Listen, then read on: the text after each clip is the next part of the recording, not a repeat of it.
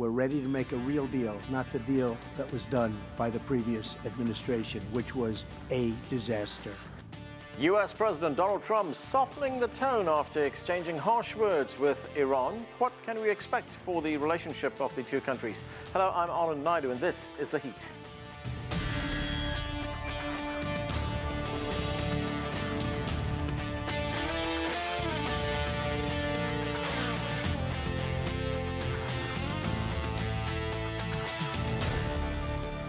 The week started with threatening words from both sides. 2 months after the United States walked away from the Iran nuclear deal, the leaders of the US and Iran traded hostile warnings. But on Tuesday, Trump signaled there could be a new deal that was possible. For details, we turn now to CGTN's White House correspondent Nathan King. And Nathan, what's the latest on that? Yeah, you're absolutely right, and you know, it's not unusual for the US president to give conflicting messages when he wants progress on an international issue. And the pressure is timely because the US is about to slap sanctions, financial ones, on Iran beginning in August, and then basically try and cut its oil exports by November. This is a ratcheting up of pressure. But you're right, in a speech in the last few hours here in the United States, the president seemed to hint that after the US pulled out of the Iran nuclear deal back in May, they may be pushing for another one.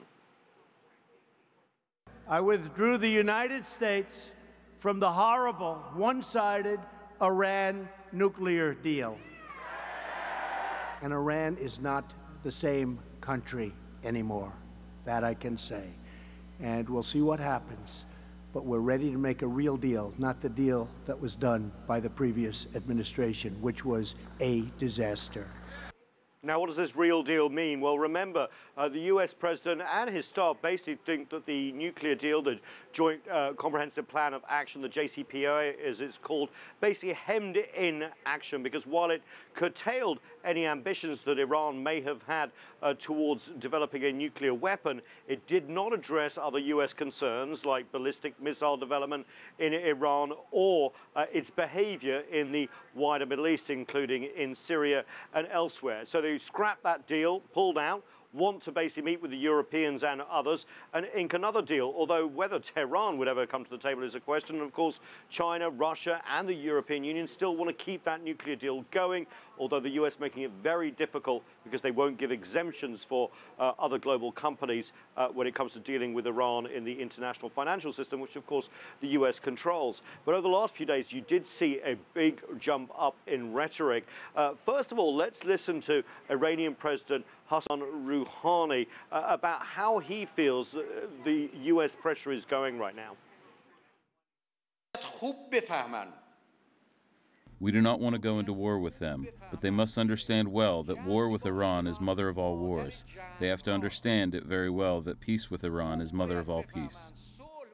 Yeah, the reason that those comments are coming is because there has been not just rhetorical pressure from the US, but also talk of regime change, talk of even intervening militarily.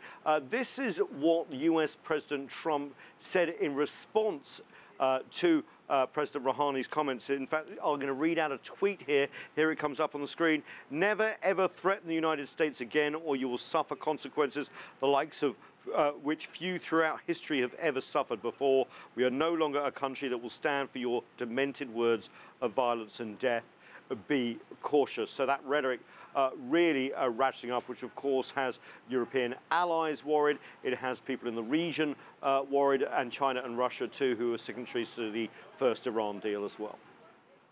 Nathan, one other issue we want to talk about tonight, and that's the Trump-Putin summit in Helsinki. It's still in the news. You were there in Helsinki. Yeah. That meeting heavily criticized from some quarters here in the United States. What happened, and what can we expect for a possible Putin visit now to the White House that we're hearing about? Well, it was a very strange press conference indeed, one of the strangest I've ever been to, largely because of the reactions in the room. On the Russian side of the room, you saw intense pleasure at Vladimir Putin being treated as an equal by Donald Trump, who basically has said, look, let's put the Cold War mentality of Washington and Moscow behind us.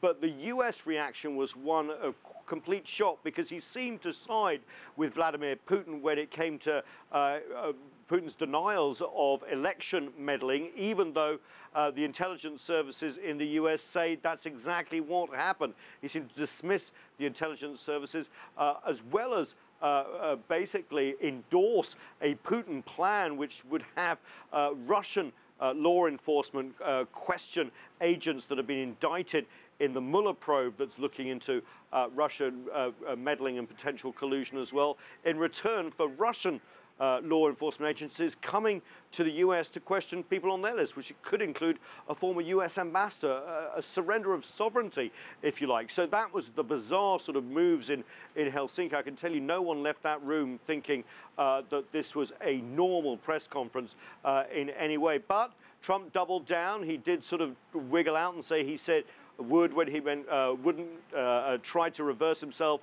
a little bit. But then, out of the blue, an invitation to Vladimir Putin to come to Washington. We understand sometime around September. We'll have to wait and see for an exact date. So Trump doubling down on his desire for a better relationship with Russia, forged through a personal bond with Vladimir Putin. Thanks, Nathan. That's CGTN's Nathan King reporting from our newsroom.